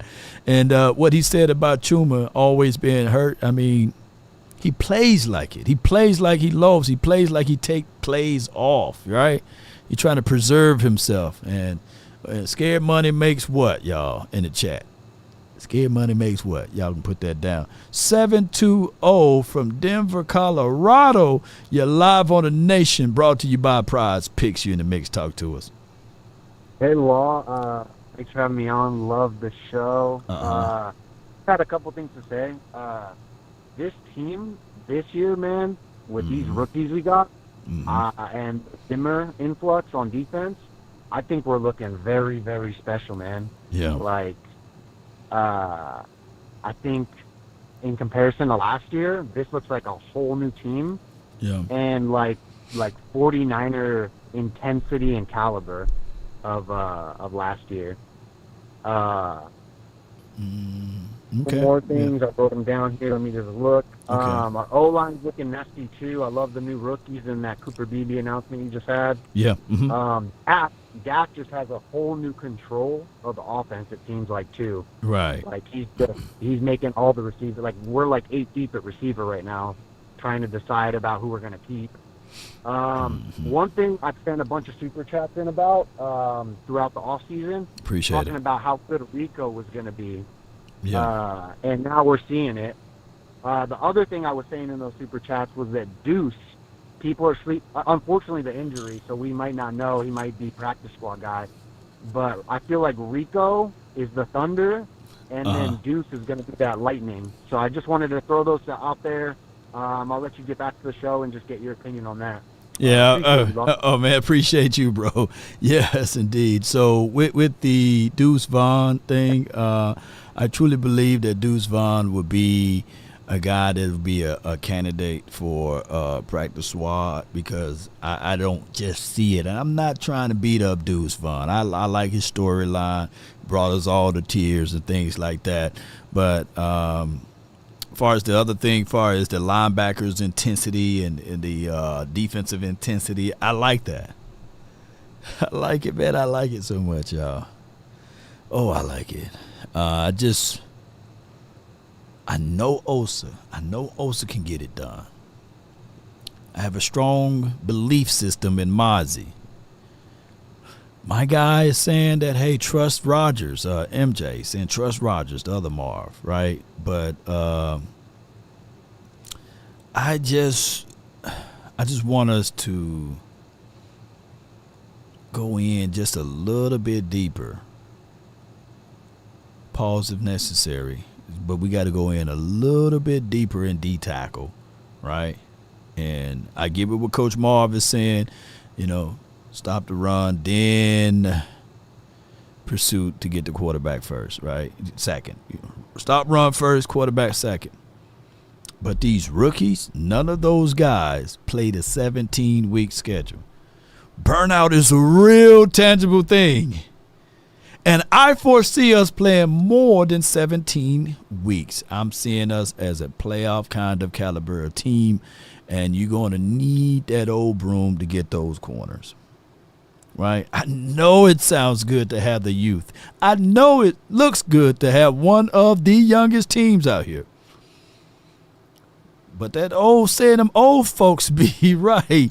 Come on, Action Power. You know, look, every time I talk, he said that the freaking law is coming. But no, man, these are things that's tangible, man, you know, and you can apply them, you know, to everyday life, you know, for what football is about. You know, you got to talk about it in that particular fashion, right, ladies and gentlemen? But it's not freaky law right now, you know what I'm saying? But I just want to be able to get these things going for you guys in those ways and those factors. That these are things that must be solidified. They must be, right? You know what I'm talking about. Come on, y'all. Because we seen this team go to the playoffs in the postseason. And then we'll say, well, next year we'll have that information. Next year we'll have that information. Next year we'll be stronger. But every single year we have high turnovers in good spots. And I'm not talking about quarterback turning the ball over. I'm talking about staff. And no other team does this, man, but us. Right? And it started in 2021. Right? Amari Cooper wasn't here after 2021. And then 2022, hey, Zeke, of course, it was time for him to go at that time, right? They put him at center. But we brought back a hurt guy, Tony Pollard. Now Tony Pollard will look good because now he's a full calendar year removed. But, you know, it's one of those things, right? And no Diddy. Yeah, Jay Lombardi, because at the end of the day, y'all get what I'm saying, right? And there's no, you know, none of that other stuff. It's just what it is, Cowboy Nation. As we get down to the final minutes of this show, I just want to re-echo our sponsors. Don't hit the panic button, y'all. And let me get right here. I'm pulling up everything. Our sponsors of this show is Prize Picks. Appreciate Prize Picks. Download Prize Picks.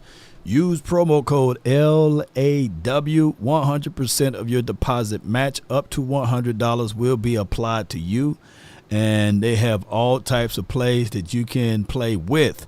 Also, they have like examples, the Stephen A. picks. You can pick his picks. I think the AI bot really picks that. Let's take a peek at what he got going on for this. He got Dak Prescott going for more than 4,000 yards. He got, for the season, these are your season picks. He got Lamar Jackson going for, let's say here, scalable. He got him going for passing the ball more than 3,299 yards. I would take the more. He got Caleb Williams going less than 3,474 yards. I've seen Caleb throw the ball. I'm going to go with more. I'm going to decide to go against the grain with him on that. And he got Aaron Rodgers throwing for 3,724 yards. I would say that if Aaron can stay healthy, you can go with the more on that instead of the less. So, yeah, let's go with this. You can go with $20 will get you $200, right? But since this is a season-long thing, I want to be able to surprise myself with it. I wonder if I can go 200 and they give me $2,000. You know, let's see if I can put that in there. I don't know if that's going to be possible. Let's see if we can do that. And it's spinning around. It's too much. Oh, so the max is 150. Okay. I know it's going to be something. We playing the game. So 150, I get 1,500. As my grandfather would say, 100, and let's see if this can happen. I'm going with all mores.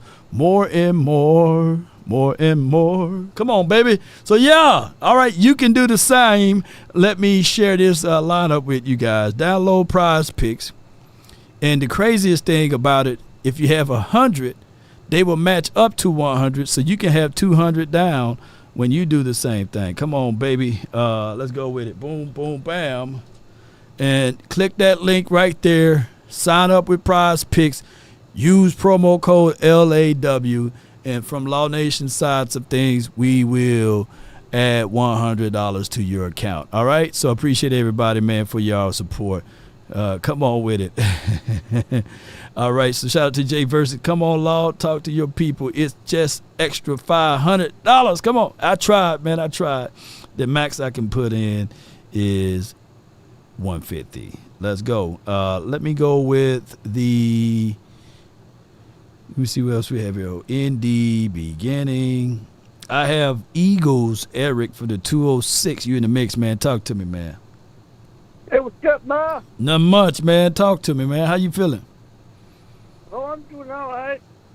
You doing all right? Yeah. So how your Hawks looking, man? How your Hawks looking? I think we're gonna do pretty good. I'm actually also a big Mizzou guy.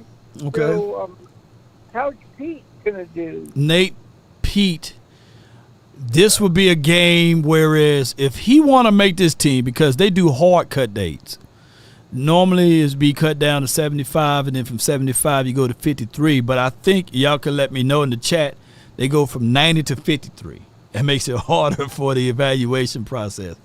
If he shines this game against the Raiders, he will have a fighting chance. I look at it like this: with preseason games, you got to earn your freedom. You got to earn your weight, and if he can do that, then he can make this team. If he can shine, I'm talking about he had to really shine. Yep. Yeah. Yellow. Yep. Yeah. What else you got? What else you got? E. What else you got? Well, let's see here. I hope that things go well for both Seattle and Dallas this year. Oh yeah.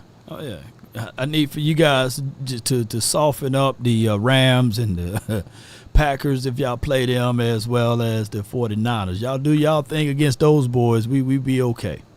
Help a brother out. HBO me.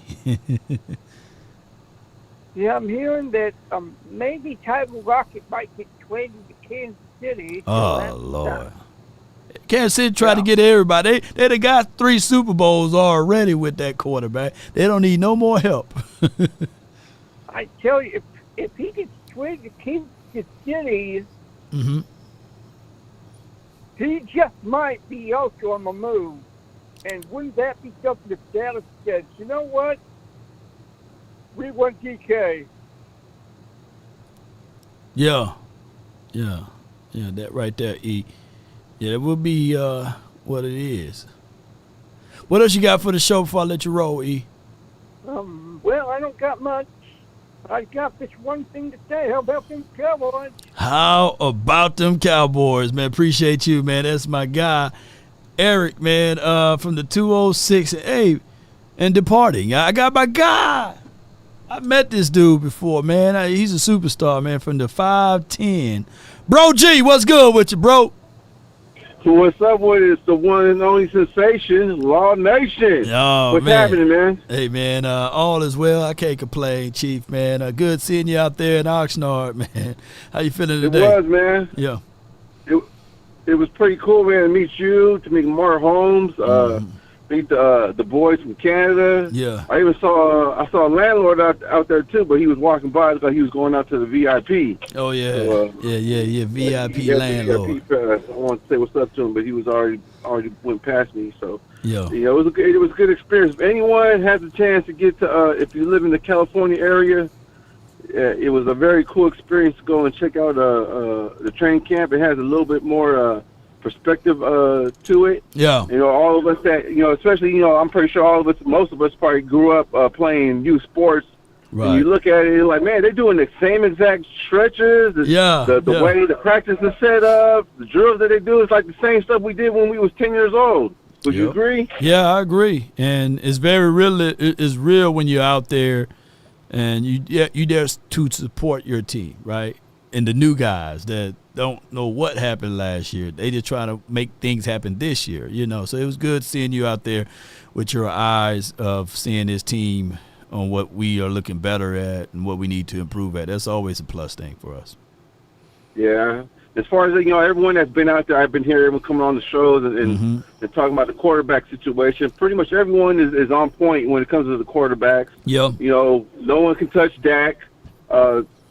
Cooper Rush looks better than I expected. Right. And I can see a little bit why they talk about him. I mean, he's not close to Dak, but I can see why they say he could be a starter. Trey Lance, he's not bad, but he's not better. He's not better than Rush or Dak. So, it's pretty on point. I think I heard D Shift on Sky's show talking about the same thing. Yeah, everyone's pretty much on point with the quarterback situation. Yeah.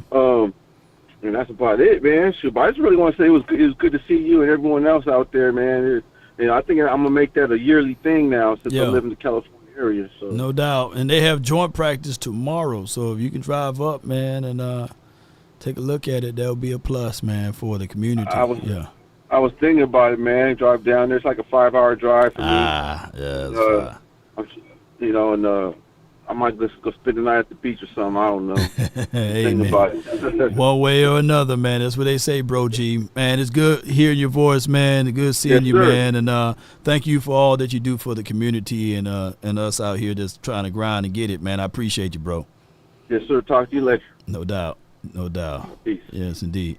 Yeah, 5-hour drive, that ain't nothing, man. Back in the days, back in my days, heyday, that's just a little turnaround trip, turnaround trip. But shout out to Bro G, man. Thank him. He was the last caller that called in, so I appreciate each and every last one of you all. For those who went out there, you can see the differences in the quarterbacks, right? You can see like the command of the team and who would just shine in moments regardless of the situation. I get it. You will always have your favors. You always have someone that you would like to see glow, but the ideology of it is that, there's really, really one quarterback for this team that can take us back to it. And I'm not saying that because y'all think that Law Nation is a Dak apologist. No, man, I would tell you that I'll call it how it is. Last year in practice, Will Grier looked just as good as my dog, Cooper Rush, right? And when they were throwing the ball in the hoop thing, Will Grier was hitting that thing over there, none of those quarterbacks were hitting it, right? So it goes back to the political sides of it too, right? So it's so many things that we can look at and say about this and say about that. And shout out to you, Bama boy says Red Robin Law. Yeah, turn that thing to Blue Robin. And shout out to my guys, man. Shout out to Coach AJ for helping me out. Shout out to Stephen Carroll for helping us out tremendously, man, while we was down there. And salute to Ken Art. You know who you are. Appreciate you, man, for all of your help and everybody, man, that's been rolling with the nation. There will be more and more comments and content, I meant to say. There will be more and more content today and giving your way. But I want to give a shout out. Let me go through the super chats because I think I didn't go through that. We had a super chat earlier from, hold on, Julius. Thank you so much. And J-Dub. We started. Ricky Nelson, appreciate you for the $20 Cash App. Shout out to the Cash App folks, man. They help out tremendously. Shout out to J-Dub for the $10 Cash App, as well as Julius for the $20 Holla Cash App. Appreciate you guys.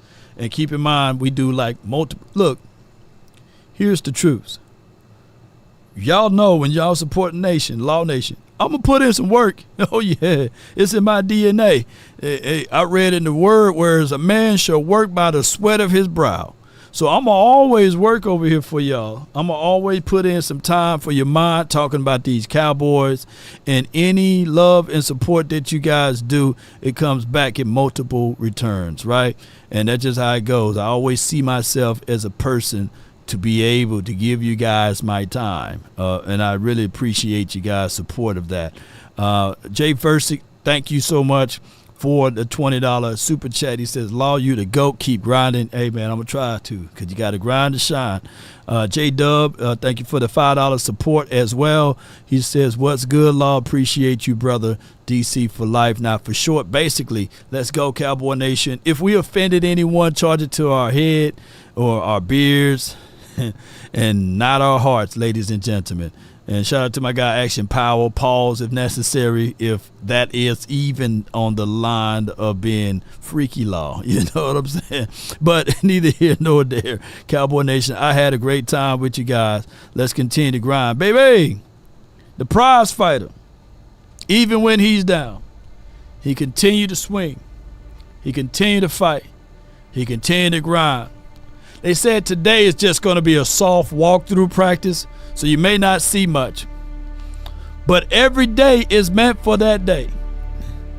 Yeah. Shout out to your Action. You sent me something for the massage. Well, I appreciate you, man. Thank you, Sadiq, for holding it down. Verde, appreciate you. Bud Dro, appreciate you. Jay Lombardi, Kevin Nichols. Yes. Everybody, man. Let me see if I left out anybody, man. Unlucky, appreciate you. But you lucky. Sean D, thank you. Ice Cold Cowboy. Who else? Sean D, Ice Baby 2. What's good with you? Shout out to all of y'all. Jay Versick, Seabass. Smoke one for you. I know you got the helmet all right now.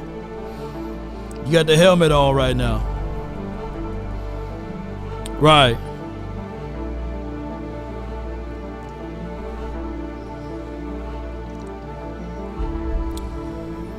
Come on with it. Don't forget Riggs. Shout out to Riggs, who's getting too old for this stuff. But age, and certain people will say age ain't nothing but a number. But R. Kelly, you should get the memo on that one, though. Age is much more than a number. But just like age, when wine age, it gets fine. And we all fine over here. We all gravy over here.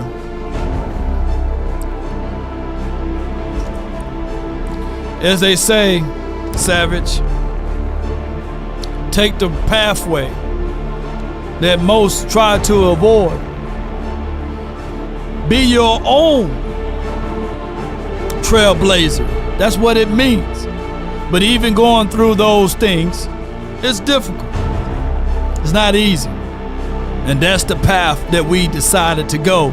Jerry Jones, $10 billion franchise, and we fighting over who we can pay. I get it. There's a thing called salary cap. But I also get it that there could be things that you can knock on the door and somebody say, oh, okay, all right, I'll be there tomorrow. You say, you don't have to report all of your earnings. We know how this game has worked. Because it's all about your own independent heart and desire. People do what they want to do. People pay off who they want to pay off, right? So pay your players. That's what it is. Jim Rowan says, when the end comes for me, let it find me conquering a new mountain, not sliding down an old one. Salute to my station 97.9 The Beat. Check me out. I will be there on that station as well. Yeah, we had a great time with my girl. Jazz. She's doing a wonderful thing. So, in departing, let me give y'all an insert or an insight to what we talked about on the radio station. You see, the elevation for the nation happens to those who support the nation, right? And let me see if I can find it. It just hit me. I should have played this earlier. Mama said there'll be days just like this, huh? Let's go with it. Come on with it. Let's get this thing going. We will play this for those who don't leave before the benediction, right? Yeah. Yo, it's Daddy. Yeah. Let me play my girl right quick, man. Had a great time on the radio station. But let's do this right here. 5, 4, 3, 2. Hold my music. Let's do this. I'm gonna put some type of music in the background because I didn't have no music on here. So let's do this. Let's do this one. Hey. Come on with it. All right. Come on with it, baby. Black, I'm excited to be kicking back with one of my favorite people ever. Law Nation Sports, what's up, Law? Yes, what's good with you? How everything been going this off season? It's it's been going. Watched the game on Sunday. It was kind of boring, but we'll get into that in a minute. How was Cali? Oh, it was great. The weather was nice. It was 72 degrees, the highest. It was just wonderful out there, getting a chance to see some of that good Cali sunshine. It was great. And then I get a chance to watch the Americas team out there do their thing. Although we would love to see CD Lamb out there, but that's a whole nother story and a conversation probably for another time. But yeah, everything else worked its way out. Go ahead and address CD Lamb. Let's go ahead and talk about it. So I saw before the game, Jerry was coming out and saying that regardless of the situation, we wouldn't see CD out there because he doesn't want him to get hurt. But he also said there's no sense of urgency to give him that contract. Jerry. You know, it should always be sense of urgencies when you have a star-studded player like CD Lamb. I'm talking about continuity. I'm talking about rapport. I'm talking about poise that he will bring to the table. Also, he will bring life to the other wide receivers that's trying to earn their way with the Cowboys. So just imagine if this is your star-studded player and he got to fight for his money, what do that do for the morale of the other wide receivers? It's just crazy. Pay the man. Come on. He did confess that, you know, it's not the same without him there. So he said that he does miss him.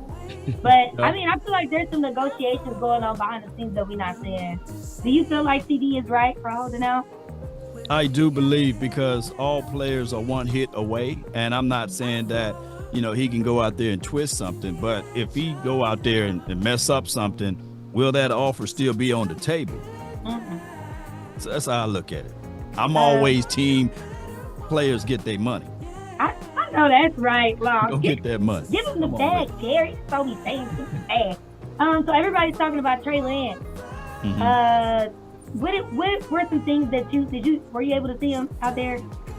Yeah, I think that Trey Lance last preseason game, he was 25 for 41, 188 yards. I think that he's over processing things. I'm thinking that they're looking at it like, okay, let's prove that he can be this guy that can throw every ball. I think that he was rushing through his throws. I'm thinking that he's over-analyzing the situation. Trey just need to play Trey type of football, get back to it, and understand that, hey, you got the opportunities. You got 2 more games. Slow it down. Don't rush your reads and just get comfortable. It looks like he was a little nervous. He's pressing. He got the weight of the world. Everybody was talking about the fact that he was a former first-round draft pick. This is his 4th season. So just slow it down, Trey. You know, that's how I look at it from what he was doing on that first preseason game. Tyler Guyton. Everybody is excited about Tyler Guyton. Is he going to be starting? Oh, yes. He had a great start out there in Oxnard. One of the better left tackles. He earned his starting role. He just got sick. I think he had the flu, and that made him, miss a few days in practice. So even though the first preseason game, he only had a spoonful of reps, but you can see that he got the athleticism. He can wall that left side out, and he can pull. He can get into traps. He can get upfield. He can do all of those things. So I'm thinking the world that Tyler Guyton will be ready week 1 versus Myles Garrett and all of those boys. But it's one of those processes that is slow for him as well, because he was hit with one of those flu-like symptoms when he was out there in Oxnard. So it's a slow start for him. That's tough. And I know he's like super excited to get out there, but everybody's like, give your body time to rest.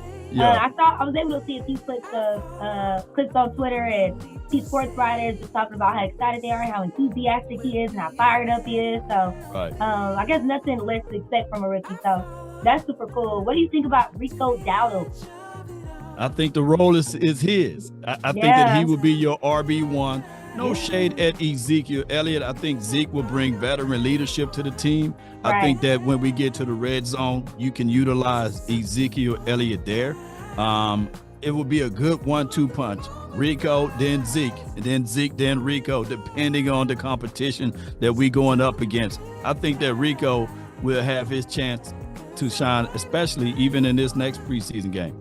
Yeah, I feel like Cowboy fans are kind of,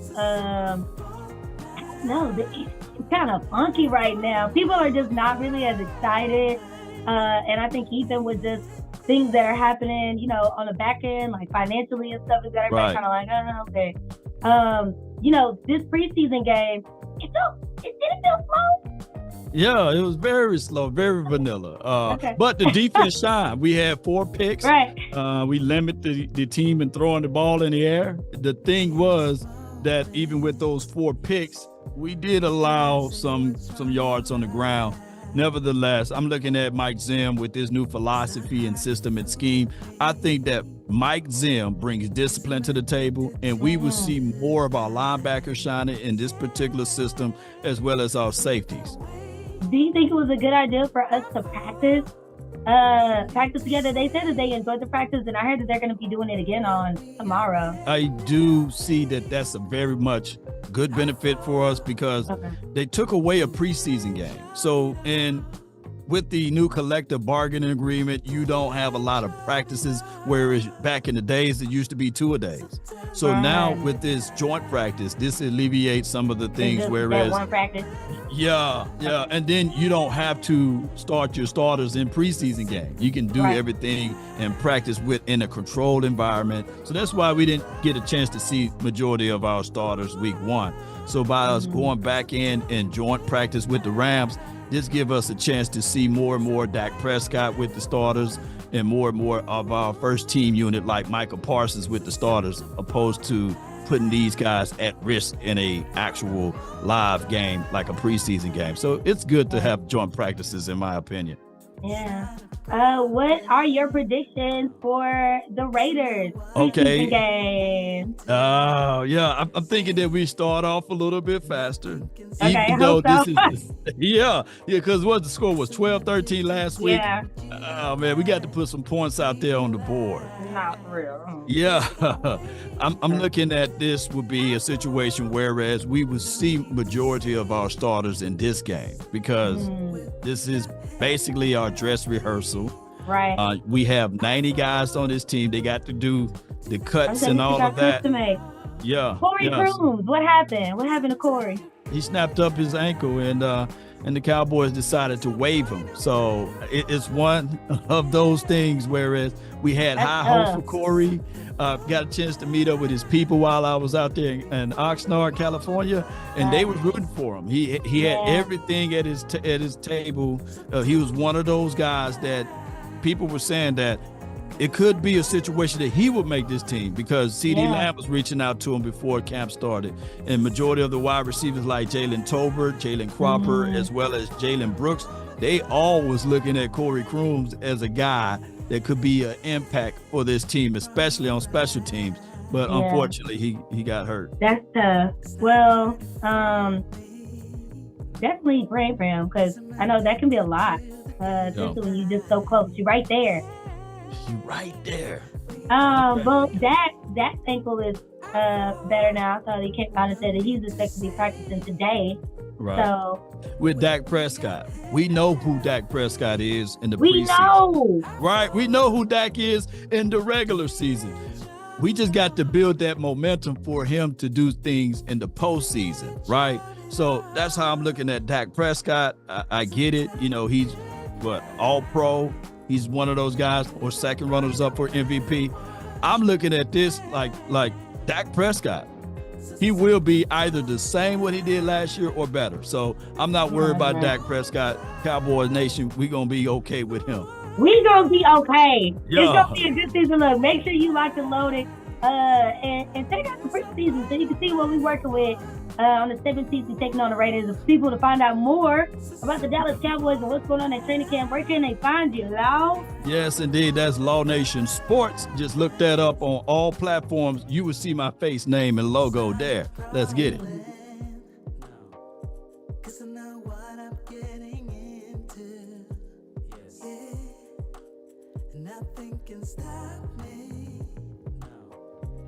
I'm addicted to what you and I realize. Lead the way, I follow. No need to say where we are heading now, babe. I follow.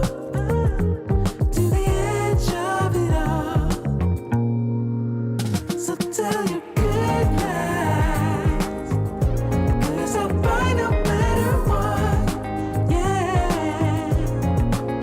Susceptible night, before the moment flies, before it flies. So tell your good night, 'cause I'll buy no matter what. Susceptible night, before the moment flies.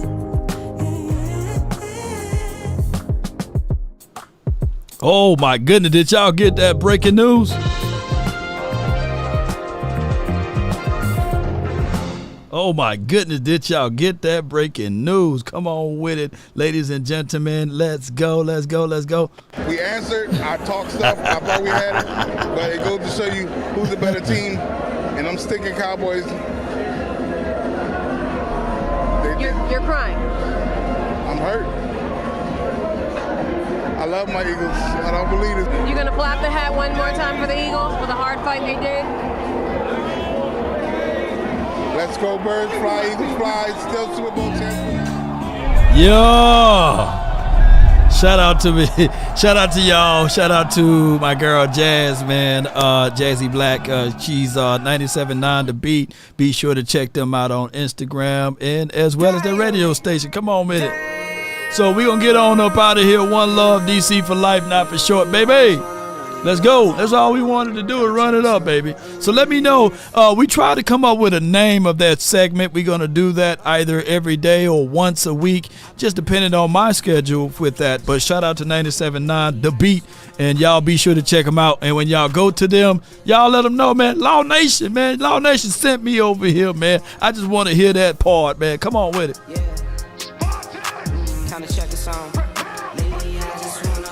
Come on with it, baby. Lately, I just wanna run it up. Come on. Need them ones, I need them fives, need them tens, I Need them fives, baby. Come on. Yeah. We up out. One love. Beats. Mode out here. In peace. Charge it to the what? I'm with L, yeah, I'm with T-Black, I'm with Revan now. I'm with Bay, yeah, I'm with J, yeah, I'm with Chuck and now. Still the same, not switching sides, no, it's about loyalty. You should size off for the bag, and that's worth more to me. I mix Nike with designer, I experiment. You just rock what's on the shelf, and I'm not feeling it. Search for the one, but baby girl, it's nothing real as this. Can't trust a soul, I keep a hammer, call it too legit. I've been really in the field, love the rush, I love the feel, lady, I just wanna run it up. Don't need no deals, I make the deal, I have to take it to a meal, lately I just wanna run it up. Yeah, kinda check a song, lately I just wanna run it up. Count that two, count. Shout out to Davis, man. He said, Law, you get a chance to hear those beats, David? Yeah, I heard those beats, man. Man, you got some good cold-blooded skills, too. Come on with it. Until next time, DC for life, not for short. Don't need no deals, I make the deal. I have to take it to a meal, lady. I just wanna run it up. Yeah. Kinda check a song. Lady, I just wanna run it up. Count that two. Kinda. Lady, I just wanna run it up. Lately, I just wanna run it up. See, when you invest in something and you hustle and you work for something, you got a different type of attachment Lately, to it. I just You're wanna gonna have a cold day of hell for somebody to try to take this from you. We live by this, we die by this. We don't surrender, we don't retreat. Every man must search his own soul. I listen to that quote every morning. I want to get mine out the mud. I want mine out the dirt. I don't want no handouts. I don't want no celebrity to co-sign me and somebody to see me in the street and say, I remember when such and such put you on. No. It may sound harsh, but I'm going to beat myself up so the world can't beat me up. Because the world is a cruel place. It can be a beautiful place if you allow it to be. And once your perspective changes, that's when miracles happen. What else I got to conquer so I can get to the next level? What else? There's always going to be giants at the gate. If it ain't rough, it ain't us. Let's go. Wow. So it ain't like, why me? It's like, why not me? Let's do it. The flowers don't chase the bees. The flowers just are. Right. I want my flowers while I'm living. Sacrifice, don't give up the fight. Everything will be alright on any given Sunday, yeah. Depend on you. If you win or lose, you know you got to pay some dues to live on Monday, yeah. In the beginning, in the beginning, Asking me, are you still involved? in the beginning, Am I still in the beginning, I'm still involved. in the beginning, yeah. In the beginning. What more do you want from me? Ready? In the beginning. That boy still trying to get it, but we still them boys in the beginning, baby. Spartan! I'm still involved. Call and check on me. Oh my God. I'm still them boys. Come on, choir. Come on, Sadiq. Hit that note for me, Sadiq. Come on. We still them boys. Shout out to Mama Sadiq too. Now y'all don't want to call and check on the pastor. Y'all calling and checking on me? Come on now. Yeah, I'm still them boys. We still them boys. Put them boys still in the chat, baby. We about one love. DC for life. And hey. Nobody, baby. Nobody. And who can do it like me? Nobody. Who can give you what you need? Nobody. Who can do you all night long? Nobody, baby. Original, they never will be. Come on with it. Until next time, DC for life, not for short.